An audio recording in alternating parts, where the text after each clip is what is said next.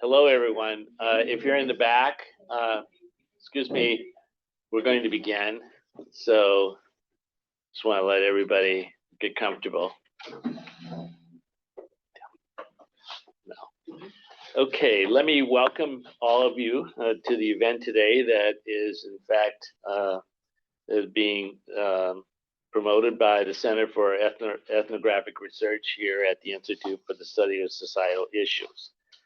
My name is Martin Sanchez-Jankowski, and I am the chair of the Center for Ethnographic Research.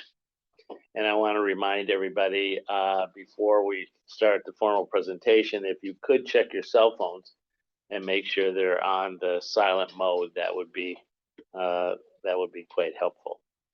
I do want to take this opportunity to thank some of the co-sponsors for our event today. The Berkeley Center for Social Medicine is one of the co-sponsors, as well as the Institute of European Studies, as well as the Spanish Studies program. Now, I do want to let everybody here know, and those who are watching via Zoom, that the structure of the presentation will be such. Our speaker will address us for 45 minutes. And after that period of time, they will be open to questions and answers from the audience, as well as the people who are actually viewing this via Zoom.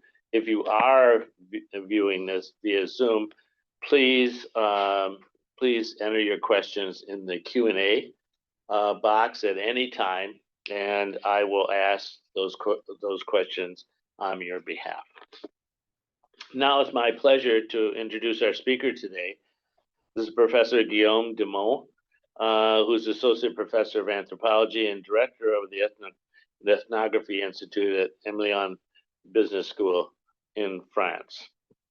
His recent books include, quote, Professional Climber, an ethnography on the work and lives of professional rock climbers. And the second book is Impact Work, a behind-the-scenes look at the creation of social enterprises taking place at a business accelerator. Currently, he is visiting scholar here at UC Berkeley this fall. And his title of his address to us today is Urban Expropriation. And it's my pleasure now to send the microphone, as it were, over him for his presentation. Welcome. Thank you.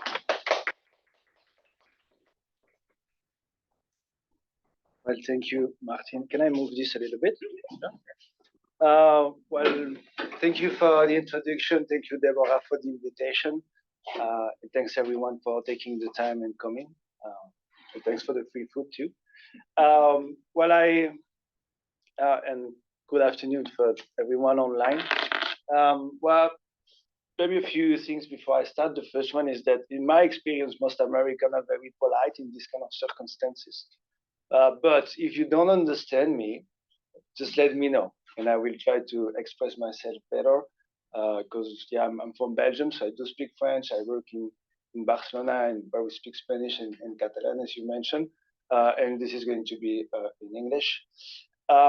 This is the first thing. The other one is that, as you asked me before, like you see the title has changed.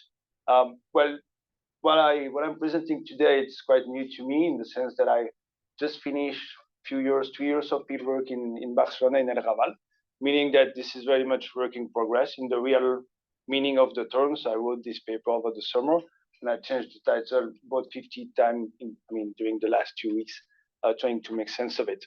And this is also, I think, a great way to link this to my two goals with this presentation. The first one is to introduce you all to my fieldwork, what I've been doing in Spain.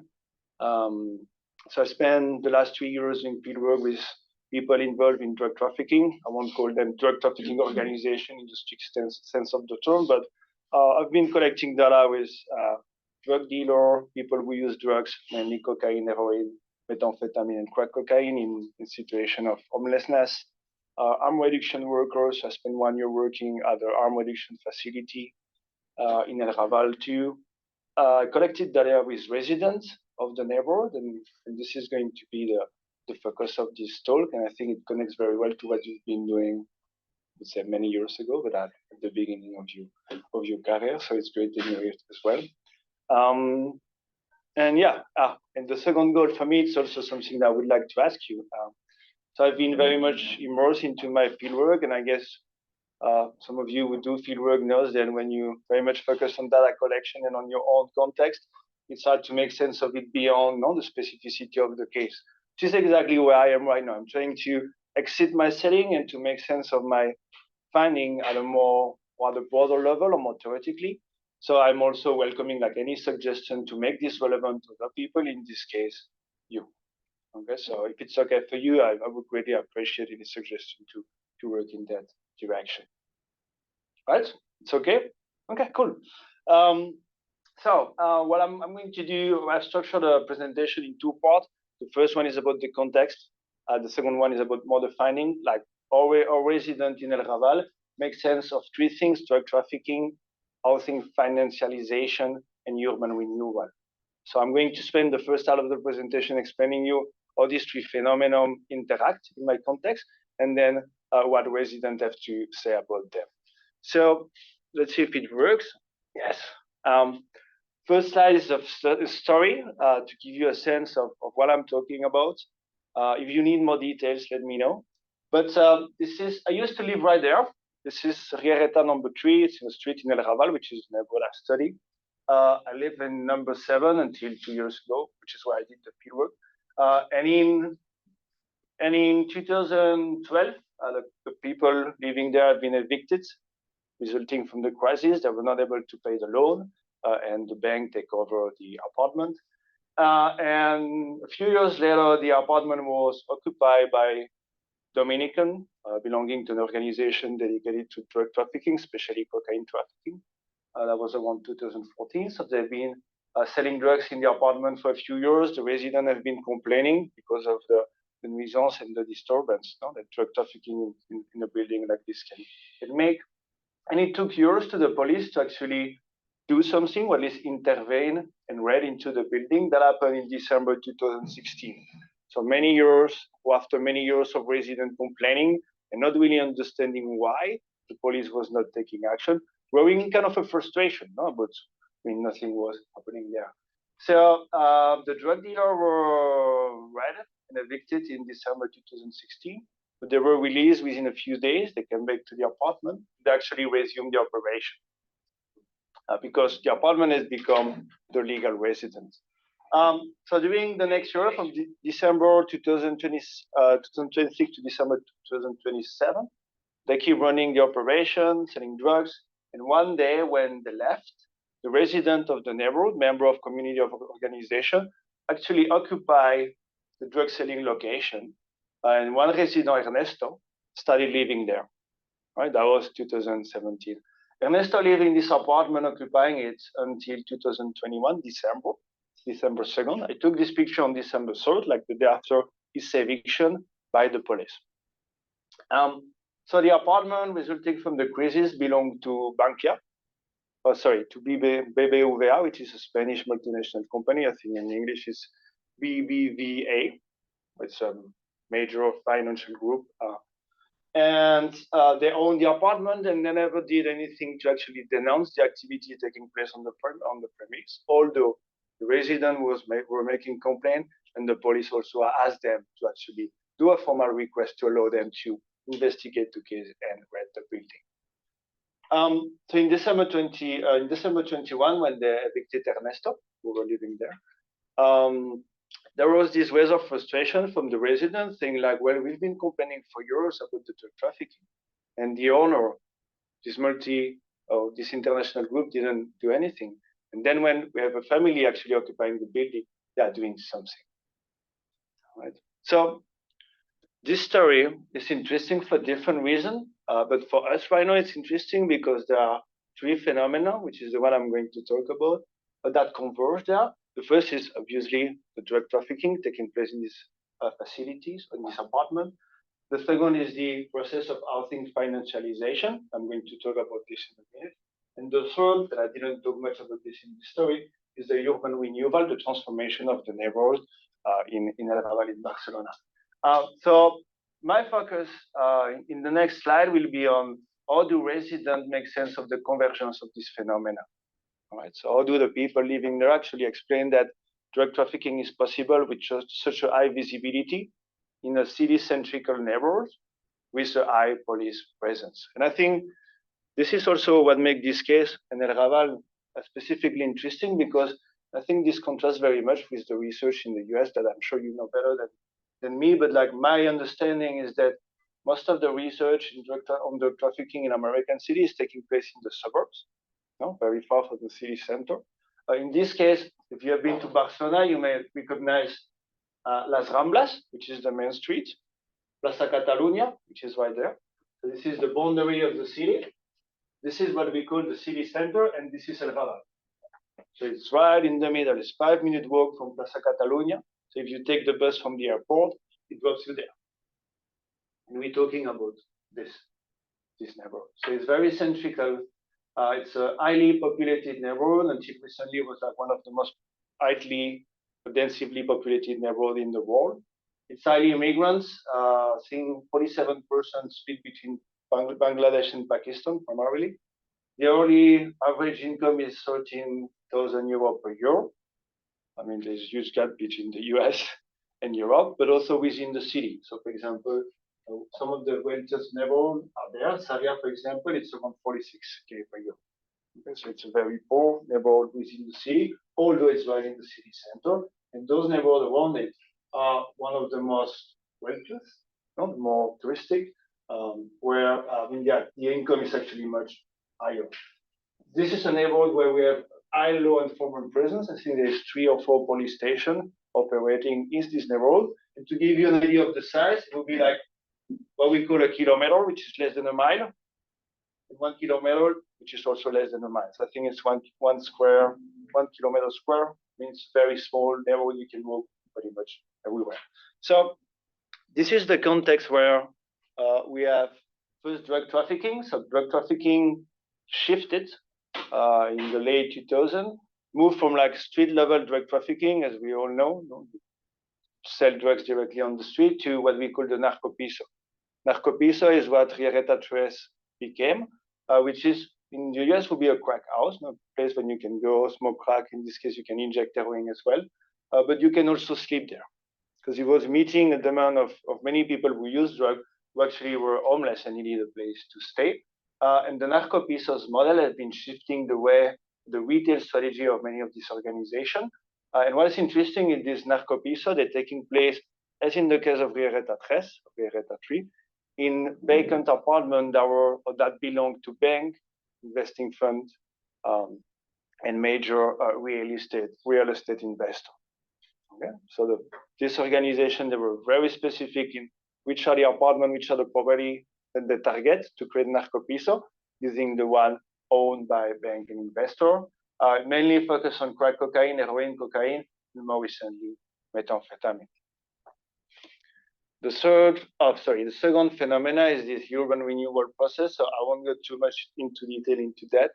Basically, as in many European and I guess American cities too, urban city center has been changing, renewing, or regenerating, as they call it, trying to make it more clean, more good-looking, more cultural. So El Raval went into this process too, starting in the late 70s with the heroin crisis, motivating the change in the neighborhood to make it more safe, less drugs, less criminality. Although 40 years later, we're facing the same issue. Then we had the Olympic Games, also was a big change in the neighborhood and in the entire city. And finally, around 2010, we had this wave of new cultural building. For some of you who have been in Barcelona, we have the MACBA, the Contemporary Art Museum, CCCB, pretty much the same way, in the Filmoteca. Okay, in 2012 was kind of like the end of this massive transformation from a very poor, historically criminal neighborhood into a much more fashion, cultural-oriented, and expensive place, okay, linked to the touristification. And the final phenomena or process is the housing financialization, starting by the end of the 2012, starting with the 2008-2012 soaring crisis. Many people were evicted because they were not able to pay the loan. This was linked to a process of bancarization in Spain. So like we had a lot of different and small banks that were gathered together and then saved, we call it in Spanish el rescate, by the states in order to keep them afloat. And this was linked to a process of sanitization. Many of these banks had what they call toxic assets, which are the evicted property, 1,000 of evicted property that were basically sold at a rate that was below the market value to global investor.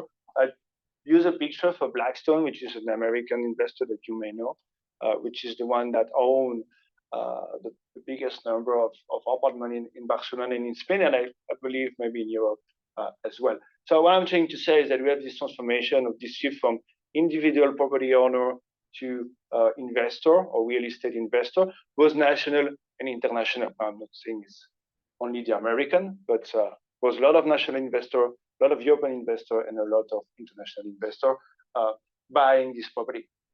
And this kind of created at least the material condition for the Narco-Especulació, meaning that we have a pool of empty apartments that belong to banks, which are not very interesting in the future of these apartments, so they stay vacant. And this apartment became the future Narco-Especulació.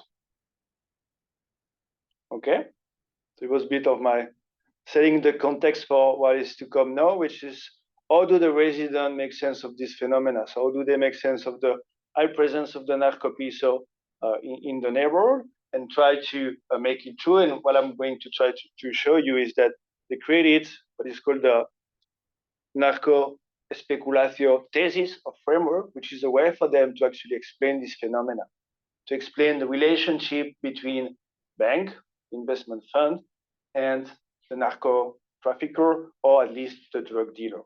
All right. So obviously they use the term narco. I don't know about the US, but in Europe, I know it's been like this for 2 years. Like everyone is talking about narco states. Narco is used for pretty much everything. So I'm not saying this is true. I'm just saying it's the way they try to make sense of the link between these two things.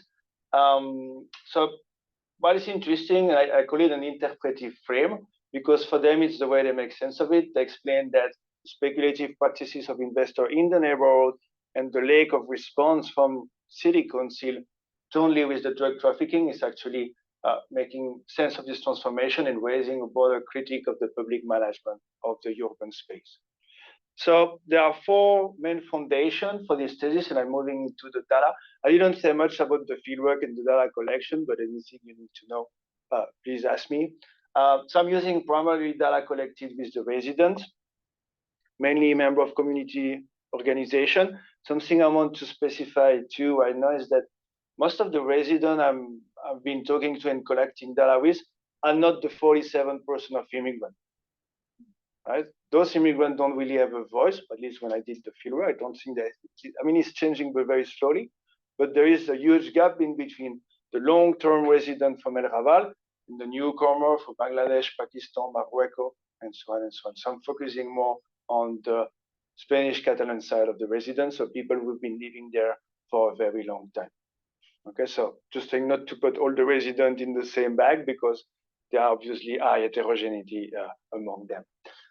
So the first aspect of this narco-speculation framework or thesis is, as I said before, that the investment fund and the bank did not want to denounce the occupation.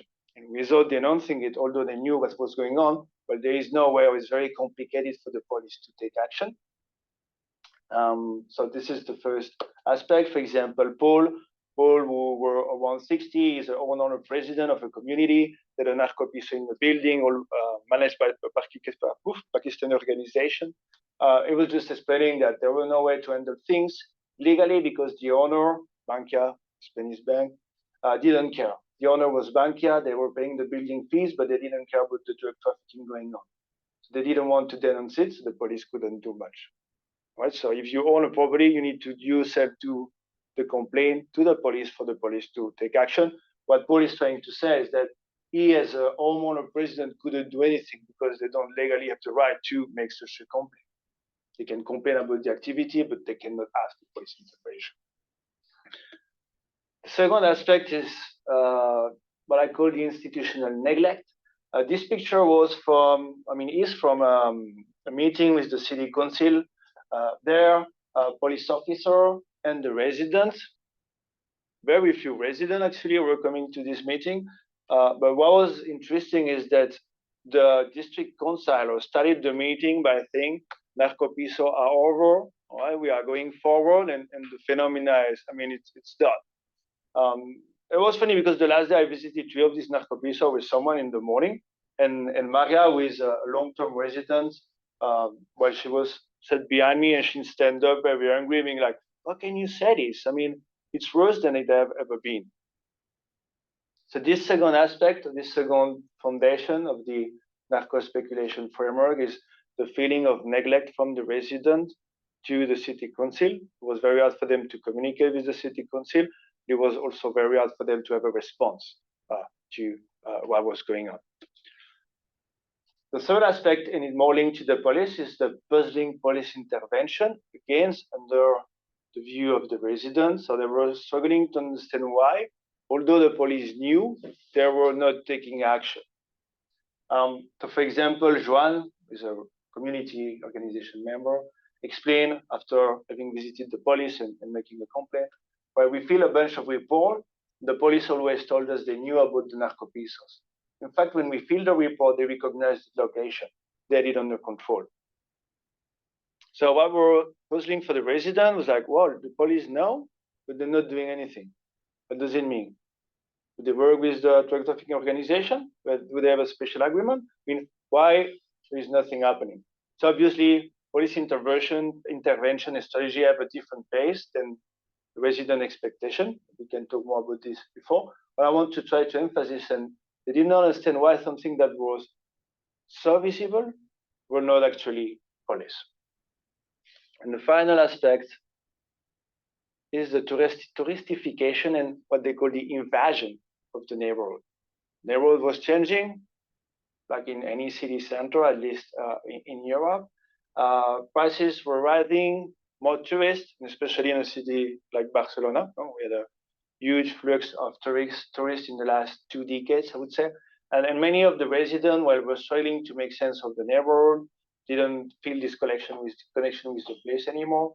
For example, Manuel explained, what I know dislike about living here is not the insecurity of the drug trafficking, although he didn't like it, obviously.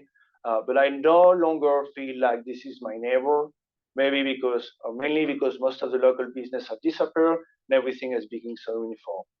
By uniform, it means that if you go for a beer, they charge you for €6 in the Chavez bar because it's full of tourists. So obviously €6 in Berkeley is quite cheap for a beer and for a glass of wine, but in Barcelona it's quite expensive. So Raval has become a neighborhood of contrast between this type of situation, very touristic location, and if you go on the back of this mercado, on this market, well, you have homeless people, poverty, and narco-peso. So there is this mix in between very different lifestyle.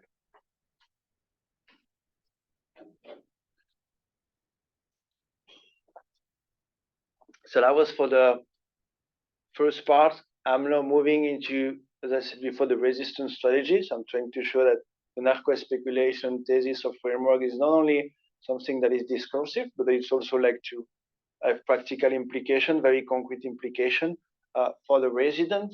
And what is interesting in this case is that it acted as a catalyst for coordinated collective action between groups of residents that were very diverse at the beginning with different political opinions, for example. So I'm not saying they all became friends, but they all became to work together instead of like doing their own work. So we had a raise of community organization and a raise of a network within this organization to actually do something. I'm going to present here like 4 different strategies that we're using to express not only that just disagree with the drug trafficking taking place, but also with the public management of the neighborhood.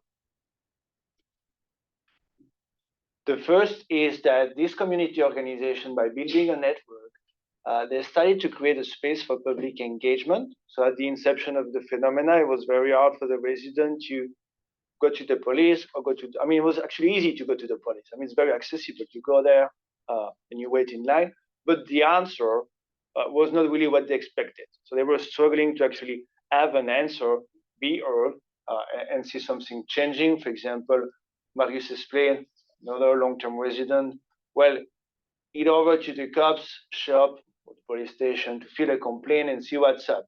You get there, you end up waiting in line for ages, and when you finally make it to the desk, you are hit with a real attitude, and then it just goes nowhere. Sorry. Basically, that was very hard to have a response from the police when you were going there. So they created this network, and the community organization were acting as an intermediary in between groups of residents with Narco-Especulació in the building and the institution. The second strategy, which I found very interesting and surprising, is that the community organization started collecting evidence in a very systematic and structural way. This is a map they published on Google. So it's an interactive real-time map of all the different pieces in the neighborhood. The picture I showed you before is there. It's right there. So they published the map on Twitter. They sent the map to the police, and the map was actually showing where are these operating drug selling locations in real time. And the map still exists today, so it's being upgraded like every few months. So one thing to say is like they created protocols to collect information. They were sharing this protocol with the resident in order to create a database about all those drug selling locations. Then they will then share with the police. Another aspect, another activity they were doing is raising public awareness. So when they realized that the city council was not really responding to the complaint and to the demand for intervention, they started to reach out to the media to try to make a lot of noise about this issue. This is a picture from what they call a narco tour. It was basically giving a guided tour to journalists of the narco-pisos in the neighborhood.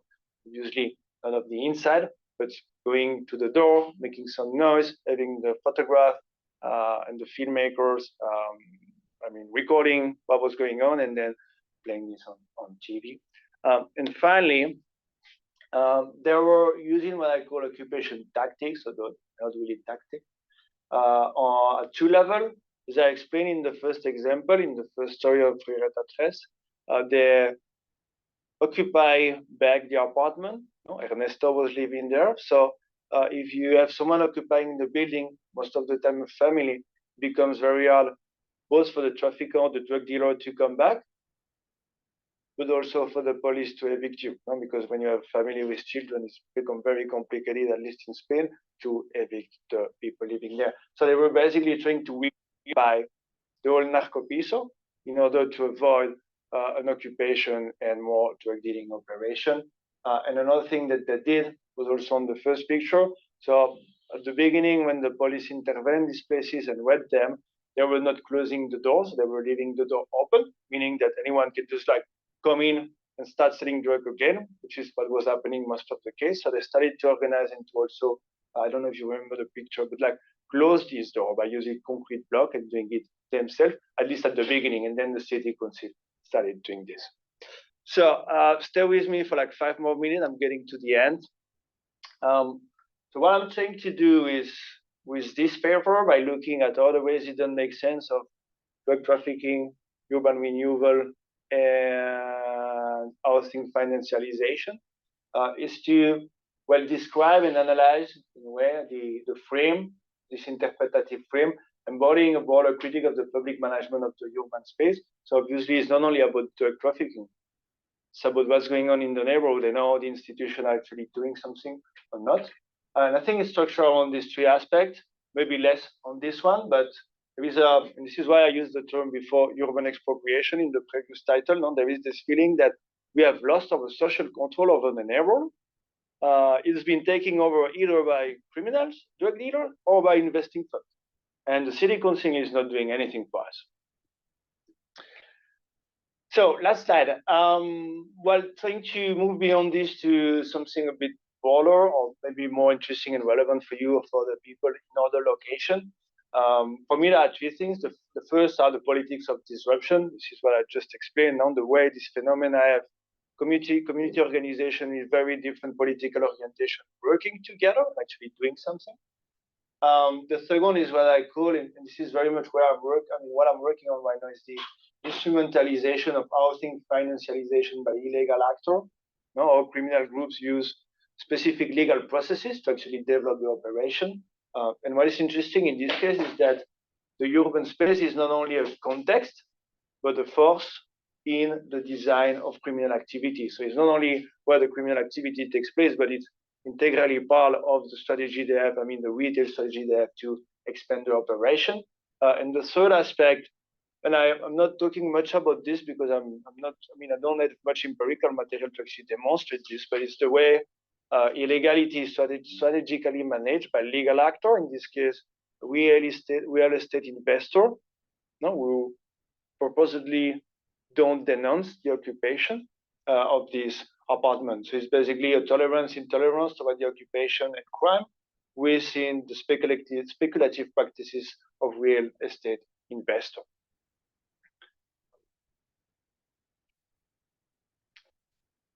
Yeah.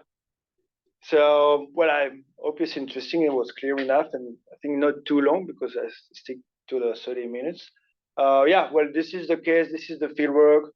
Here to answer any question, toward any suggestion about how to move forward from both you guys and the people online. Yes, thank you very much.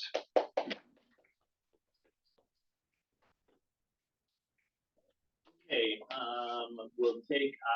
I'll take hands in the queue, and so if there's no hands right now, I'll start off. I guess so. Essentially, as I understand for your presentation, the dependent variable, which you're trying to explain, is not actually the behavior of the drug traffickers in a particular kind of way, but it's the other actors that are related to the neighborhood itself, both the neighborhood residents on the one hand, and the other actors who have some kind of interest in this. So in a sense, you're talking about a geographic area and how it's actually managed or mismanaged. Is that fair to say? Yeah. So, and when we were talking before, maybe you could explain to me, which is interesting. After your presentation, I find it hard to understand the negative response that you got in previous presentations from geographers. Why didn't they like the idea of expropriation, since it seems to me from your presentation that it is expropriated by other actors other than the residents? Yeah, well, thank you. It's true that the focus is not on drug trafficking, although I've been talking a lot about drug trafficking. So what's interesting with the Zoom audience is seeing nobody. It's a little bit sad. Okay. So this is the camera, right? Yeah. Yeah. So I've been talking a lot about drug trafficking, but it's true. This project, what makes it interesting in my view is that I'm saying we because I've been collecting data with a friend of mine. We haven't been focusing exclusively either on the drug dealer or the resident or the armed reduction worker or the police officer. So we're trying to have a comprehensive, although it's always partial, but to have the different views. And this paper is on how the resident makes sense of it. So yeah, trying to explain from the resident point of view why, how they leave the situation and what are the political motivation behind it. And the geographer, well, maybe because the geographer, I don't know. I never worked with geographer, but they were upset by calling something expropriation, although there is no physical expropriation of something. Although when I presented this was 3 weeks ago, but I specify where this is different from the idea of land expropriation, where the state is taking over your land, whatever. And this is something different and maybe more metaphorical. But to me, and the way I analyze the data and what I try to convey is this has been lived and experienced as an expropriation. That's at the end, they're taking over.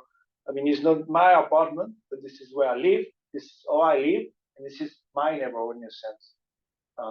So yeah, they just didn't like it. I don't know. I did like it. Yes, sir. And yeah, just a question for clarification. Since you like the Narco-Especulació term is like your term to describe the frame that people make sense, or which people make sense of the situation, right? And then initially, when you introduced it, I understood, or I assumed you meant there's some kind of sense of complicity between the city council and the real estate actors. But then you describe there's a sense of neglect on the side of the residents. These to me are like two things, right? There's the idea of the actors are doing it, the real estate people doing one thing, and the city doesn't help us.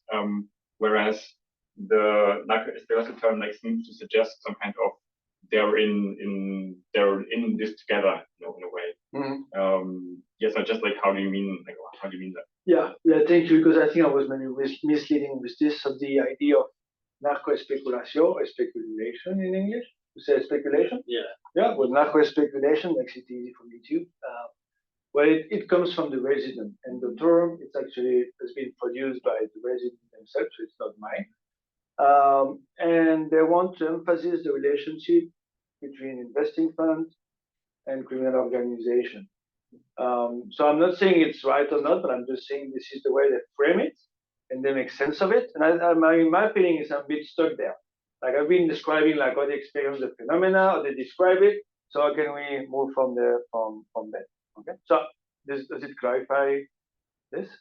Yeah, but I mean, is there a sense on some residents that they are up against this band of criminals that sit in the banks and in the city council?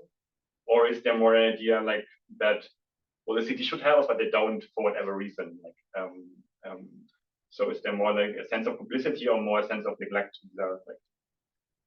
Well, some people did speak about the complicity, but I would say it was not like the first explanation. It was just like weird. The police isn't doing things. At the same time, the bank, they don't answer the phone when the police is calling them. No, I mean, sometimes they're talking about complicity, others don't. I don't think it's the most interesting things in the sense that we cannot really prove this. What we can say and show is that, well, in many cases, there was no answer from the city council at the beginning. Then they started to be much more active and responsive in the way that this is, but not the investing fund, which is also, I think, very logical that the residents, they were angry against the action of the investing fund taking over the neighborhood.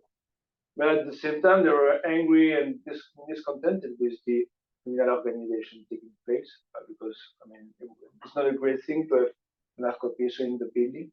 So I think it's a convergence of those two things. So I think he said, am I interpreting the question? It's neglect. They're feeling neglect. Yeah. Yes. Yeah, it's just more clarification in terms of who paid the fees, you called them, or it's not rent, it's loans, you said. Did the drug dealers pay rent or who paid that rent? Yeah. It's just more, I wasn't clear about. Yeah, thank you. It's very important, so thank you for asking. So most of these apartments are vacant, so no one is living there because of the crisis. So people were evicted because they were not able to pay the loan, so the apartment became property of the bank, who then sold them to an investing fund. So there is no one actually paying the rent, at least at the beginning. So they were basically breaking into empty apartments, occupying them, which make them residents. In Spain, when you have the right to housing, so meaning that the eviction process is very long, although you've been conducting criminal activity on the premise. I mean, usually if you kill someone, it would be different, but like most of the time, these processes were very long. So the question was not, is the police coming? But it was like, when is the police coming? So they knew there was going to be a police intervention, but they also knew that this is going to take months. And during this time, they will be operating. Now what has changed is like in the recent 2 or 3 years, they've been starting to rent this apartment. So they stopped occupying and they started renting. And who did pay the rent? Well, the drug trafficker. And who goes on the rent? Like the name of the person, most of the time were clients, people who use drugs in situations of extreme precarity, whom they offer free drugs and use the name for a contract, for example. So there's been a shift as well from occupying to renting legally this property. So there's 3 parts to this. Okay. I apologize. But first part, I've lived in the Netherlands, I've lived in France, and something that I always found quite striking from the American point of view was what seemed like a lack of, choosing my words here very diplomatically, policing oriented towards law and order proactively. By that I mean, it seemed to me that complaints from the community members, right, about the lack of responsiveness, the lack of proactivity on part of the institutions that are supposed to do something, it felt very easy come, easy go. And so the first part of this question has to do with, frankly, I find this fascinating because for a long time I thought this was just a cultural difference that was tolerated and accepted. And it seems like here, there is a certain point of time where that sort of, neglect or lack of initiative is no longer acceptable culturally by the people who are using it. So my first question, again, sorry, but there's multiple parts of this. Well, you can do a summary after. I can do my best. We're in a GPT world where you get both emojis. But so my first question is this actually abnormal compared to the historical, let's say, ethos and ideas of what is acceptable and what is not for police intervention? Because I find it, again, really quite striking that what seems to me from a third country perspective, a lack of diligence on part of the community resource, it's, well, I feel validated, but also I'm wondering, how is this different from what was previously culturally considered acceptable for policing? Second part of the question, I find it interesting that this began in 2012, because I was thinking, what would facilitate knowing that there's a drug dealer so easily here nearby? And a lot of social media was taking off around that. I just checked Instagram, went public or was very like debuting in October 2010. So I'm wondering also, did maybe word of mouth, social media contribute to this? Because you have the pandemic right towards the tail end of when this all finishes. And then there were housing, I guess, interventions in place. And the third part of this, sorry, but were the private equity funds writing these properties off as losses when they weren't renting them? It seems like there's also squatters' rights that have been weaponized, stay in place, and all that. I'm done. Okay, cool. Well, the first question, well, I don't know, but I don't think so. So I haven't been studying policing over the last 2 decades, but I don't think it's a normal thing. What I know, because we've been interviewing police officers and quite a lot of them, and it was actually easier to work with the police, the drug dealer, than with the harm reduction institution, for example. But it's another topic. What I'm trying to say is that, well, at the beginning of the phenomena, when they discover it, alongside with the resident, the police strategy intervention was to do long-term investigation of different locations at the same time, focus on one criminal organization. So they had 4 massive or major police operation in 2017, 18, 19, and what after the COVID, focusing on Pakistanis, Dominicans, Romanian, etc., etc. So the strategy was like, when instead of going narco-piso by narco-piso and having like quick fast intervention, we do a lot of parallel investigation, and then one day at 6 in the morning with 1,000 police officers dropping into the neighborhood and getting into 65 drug selling locations, which makes sense. But for the resident, it did not, because they were living it every day. You know? And then they changed the tactic, I would say, and they moved to a more quick or fast model.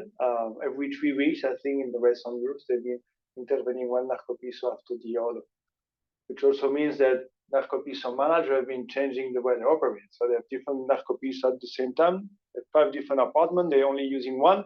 And they're changing from a place to another every week, for example. What I'm trying to say is that I don't know if it's normal, but I don't think so. But what I'm saying is that the police, when did happen, I mean, they faced something they didn't know, and they didn't know what to do, which was convincing the judges that they could actually get into these places, although the Spanish Constitution does not allow you to do, because there is the violation of the private property. And the owner were not, I mean, they were not giving them the authorization to do so. The bank was not saying, yeah, please do. They were saying nothing. Meaning that the police was stuck in many ways and for many years. until, I mean, they describe it as a way that they had to convert and to teach the judges about what was going on in order to be changing the way they actually took action. Meaning they moved from long-term investigation and a major operation every year to every 3 weeks going to a new Narco-Especulació and evicting the people. That was the first question. The second question, I didn't really understand the link between 2012 and the social media. If the question was why 2012 or what this happened at that time, well, in Barcelona until 2004, most of the drug dealing were in Cantunis, which was an open-air drug market, in La Mina and Zona Franca.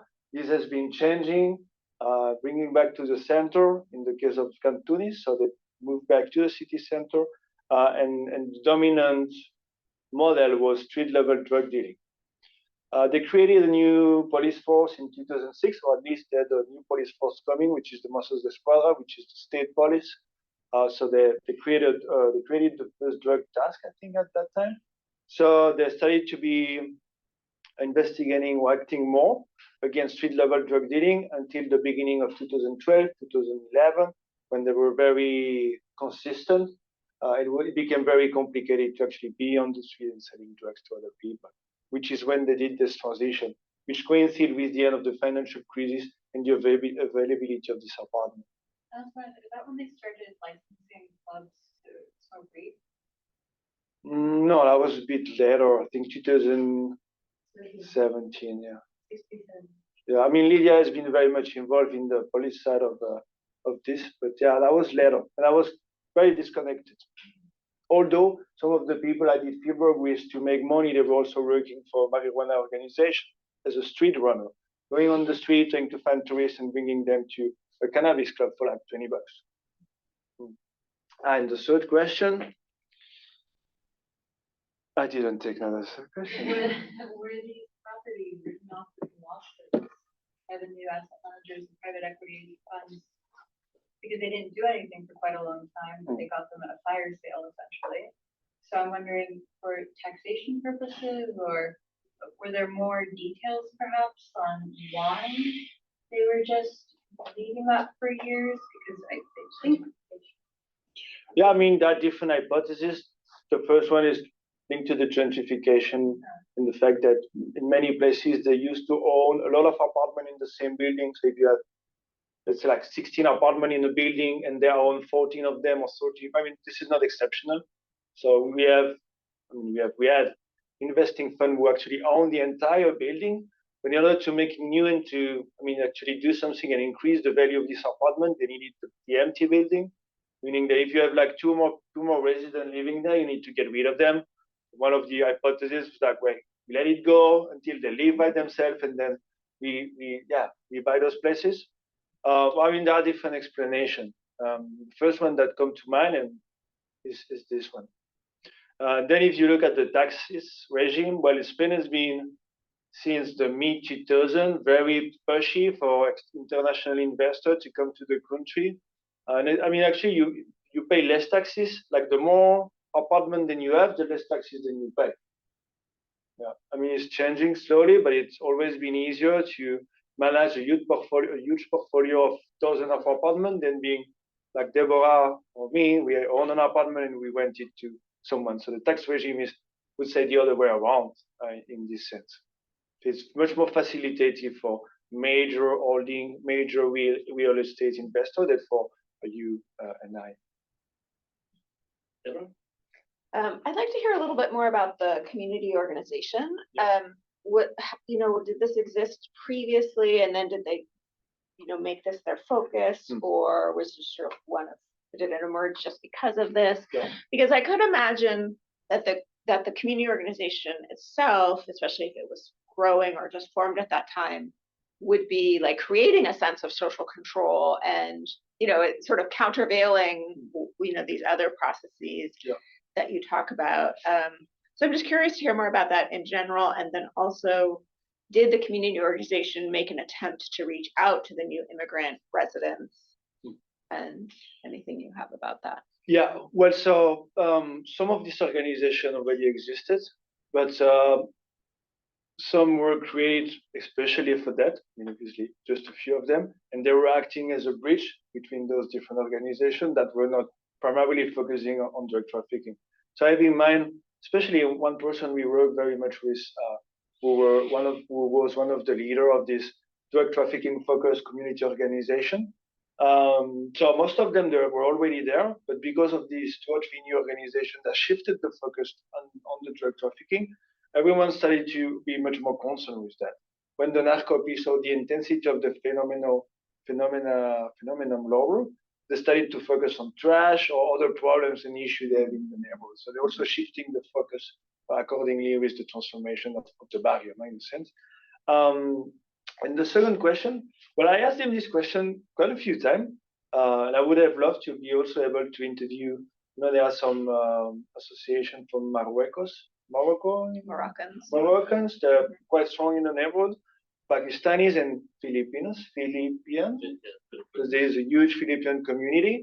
They are doing those things, but like most of the time, they're doing things in not in different way, but in parallel.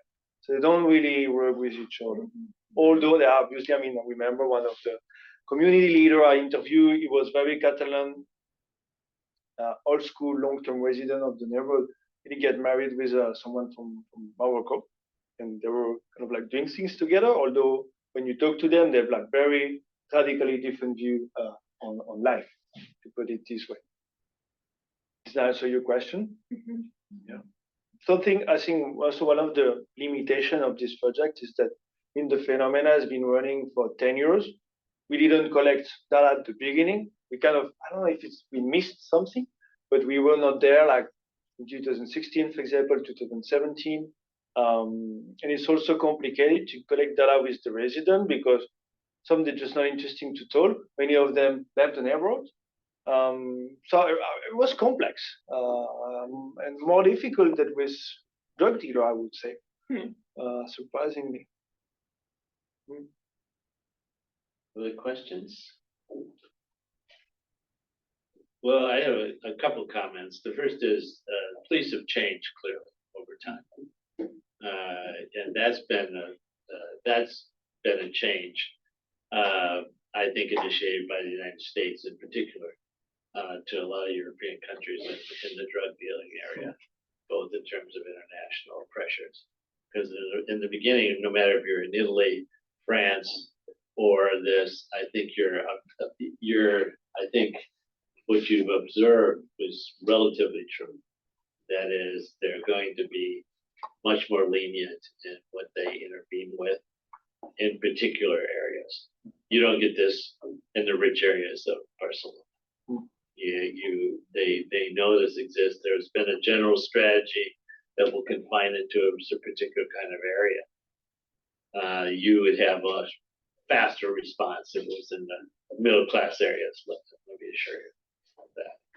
So I think the way the police have been reorganized, what you see, has been a process in which has been worldwide in terms of drug control. And some of it has been in the past that police officers have been afraid, essentially, vulnerable to being risked. Yeah. I just want to point out that lots of laws, international law, law in the United States and in Spain and in other countries, do not make it easy to pursue some kind of illegal activities. Even if it's on the street level, because I've been in tenderloin with the police here, and they have problems regarding what's a misdemeanor, what's not a misdemeanor, how to approach law, if there's, when you go to the judge and there's like an alternative solution. So it's quite tricky. And in Spain, it has a lot to do with the occupation system regarding the constitution. And it was very tricky to show the judge what was, if that was a social occupation, that we would be very hands off. If it's a social occupation, we wouldn't do nothing because there's a family inside. You know what I mean? If that's squatty, but families. If there's families, we will do nothing because it's a family and that's a social thing to care about, and that goes through another procedure. Police will do nothing. But if that's a drug trafficking plan, we would have to do. And then the problem was that the law itself that allows these bubbles to happen. And for the first year, it took more than a year to take over a flat. 1 year to gather evidence, do everything. It was 1 year. After that, we put it up, but at the beginning was very hard.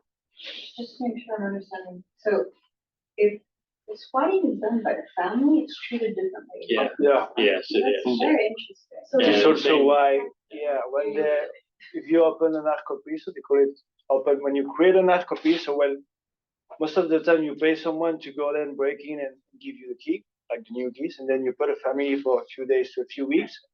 Then it become your legal residence. I mean, not your, but like the residence of the family, meaning that the police know that the family is living there and they won't be taking action for a while. Then you move out the family to another Narco-Especulació, and then you move in with the drug dealing operation, which is basically the way of operation. But for this reason, as Lydia was saying, like if you have family living in a building, it takes a while to evict them because they're kids. I mean, it's a very different situation. So it's another layer of complexity of something that is already complex, but also very interesting if you're a drug dealer, for example, to play around with those things. and for the people living there, it was very hard to understand that we were having all these legal issues to go for. It was very difficult because I cannot do a master's on every neighbor that's the market, how it works, and that's how legality works. So it was tricky. And I understand Guillaume explained very well how it changed from 2017, 18 to these macro operations taking, I think it was 175 flats once in 2 days. It was huge, but then we could not contact all the property so they could take care of their flats. And so 10 hours later, they were operating again. Also the neighbors But was yeah, the issue, yeah, it's similar to the United States. You can't evict people. It's very difficult to evict people when they have family. So they could be squatted, they're not paying their rent, but getting, it's very difficult legally to do that. Oh, yes, and literally in every state, yes, literally in every state.